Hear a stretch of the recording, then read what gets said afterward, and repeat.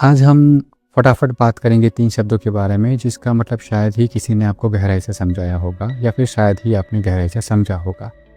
वो 3 शब्द है विश माने की इच्छा, होप माने की आशा और फेथ माने की विश्वास। कभी किसी को ये कहते हुए सुना है कि I wish there is a God. अभी ये विश क्या होता है? विश का मतलब होता है कि दिल से कोई चीज़ चाहिए लेकिन हमें पता नहीं कि शायद वो चीज़ है भी कि नहीं या वो मुमकिन है भी कि नहीं। जैसे कोई कहे काश मैं आकाश में उड़ सकता या काश मुझे करोड़ों मिल जाए। बस एक ख्वाहिश जिसमें न प्लान है, न मेहनत है, न भरोसा। वैसे ही जब कोई कहता है कि I wish there is a God, तो असल में वो कह रहा है कि काश ऊपर कोई है जो मेरी तकलीफ़ें समझे, मुझे देखे, मेरी मदद करे। ये एक इमोशनल फैंटेसी है जिसे एक अनदेखे सुपर हीरो की कहानी के माफिक भी समझा जा सकता है। अब अगर कोई कहता है कि I hope there is a God, अभी समझते हैं कि ये होप क्या है। होप माने कि आशा क्या होती है। होप का मतलब है आशा, उम्मीद, एक पॉजिटिव संभावना।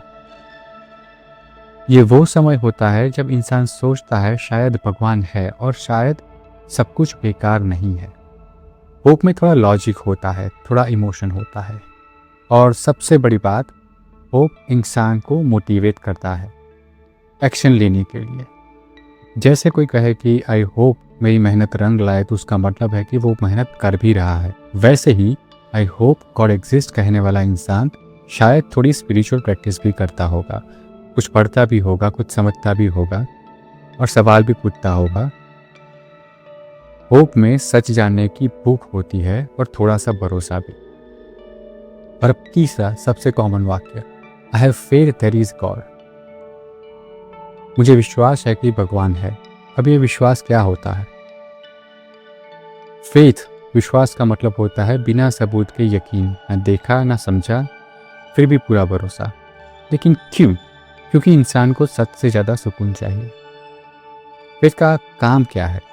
तुम अकेले हो, डर में हो, कंफ्यूज हो, तो फेथ कहता है तुम्हारे दिमाग से कि रिलैक्स, कोई है ऊपर जो सब कुछ ठीक कर देगा। सोच मत, भरोसा रख।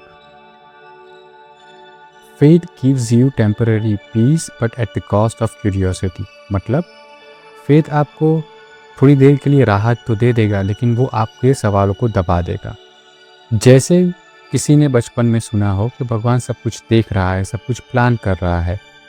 तो अगर कोई बच्चा भूखा मर रहा है तो भी फेथ कहता है कि मत पूछो क्यों हुआ, भगवान की मर्जी है।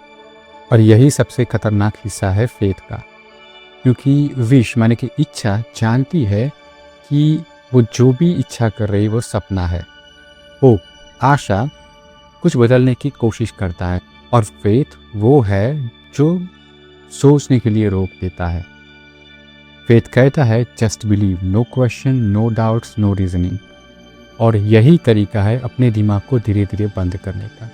फेथ तब तक खूबसूरत है जब तक वो तुम्हें सोचने से रोक ना सके, पर जिस दिन वो तुम्हारे सवाल छीन ले, वो फेथ नहीं, खुद के साथ किया जाने वाला सबसे बड़ा धोखा है।